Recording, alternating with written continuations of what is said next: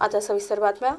चंद्रपूर शहरातील रहमतनगर भागातील महानगरपालिकेच्या सांडपाणी शुद्धीकरण केंद्रावर क्लोरीन गॅस लीक झाल्याची घटना बुधवारी उघडकीस आली।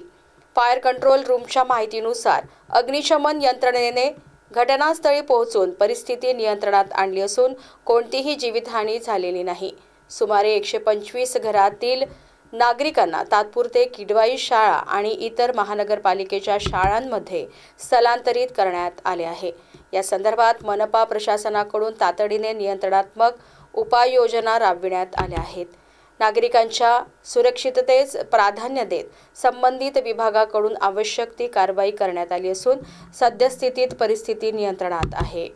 चंद्रपूर शहरात रहमतनगर भागात चंद्रपूर शहर महानगरपालिकेचे सांडपाणी शुद्धीकरण केंद्र आहे। याच सांडपाणी शुद्धीकरण केंद्रावर बुधवारी क्लोरीन गॅस लीक झाल्याची घटना समोर आली। त्यामुळे या परिसरात दुर्गंधी सुरू झाली। बऱ्याच नागरिकांना उलट्यांचा त्रास सुरू झाला।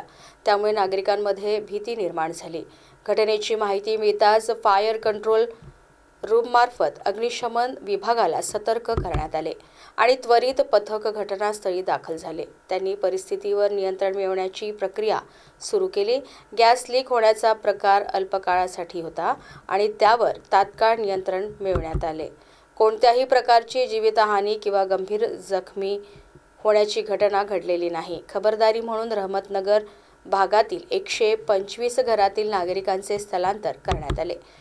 हे नागरिक किदवाई शाळा तसेच इतर महानगरपालिकेच्या शाळांमध्ये सुरक्षित स्थळी हलविण्यात आले। मनपा प्रशासन परिस्थितीवर नियंत्रण ठेवून आहेत। पानी फिल्टर की तरफ से नहीं, जब ये वो क्या बोलते गैस फिल्टर प्लांट की तरफ से वो गैस फूट गई, लीकेज हो गई है, उसकी तरफ से हम जा रहे हैं। पूरा रहमतनगर मतलब आधे से ज़्यादा रहमतनगर खाली हो गया है, आधा पूरा हो रहा है। गैस लीक हुई है, उसकी वजह से पूरे एरिया में गैस फैली है, जिससे बच्चों को उल्टियाँ हो रही है, आंखों में जलन हो रही है, इतना है कि दम रुक रहा है, सांस लेने में तकलीफ हो रही है, ये कंडीशन हो रही है। जब फिल्टर प्लांट वालों को बताया गया वहाँ के अधिकारियों को कि ये तकलीफ हो रही, जब कहीं जाकर वहाँ ऐलान हुआ कि भाई घरों से निकलो, तो ये उनकी लापरवाही हुई। रहमतनगर में से बात कर रहा हूँ। ये पीछे में जो है ना नदी के ग्राउंड नदी में है ना अपना फिल्टर प्लांट में वो गैस रिसा हुआ है, तो उसकी वजह से यहाँ से 500 घर पूरे खाली करके चले गए। नागरिकांना मदत करताना रशीद हुसेन यांची प्रकृती बिघडली। आमदार किशोर जोरगेवार यांनी तात्काळ रशीद हुसेन यांना रुग्णालयात दाखल करण्याचे आदेश दिले। हुसेन यांना तात्काळ बुक्कावार रुग्णालयात दाखल करण्यात आले। तिथे सध्या त्यांच्यावर उपचार सुरू आहेत।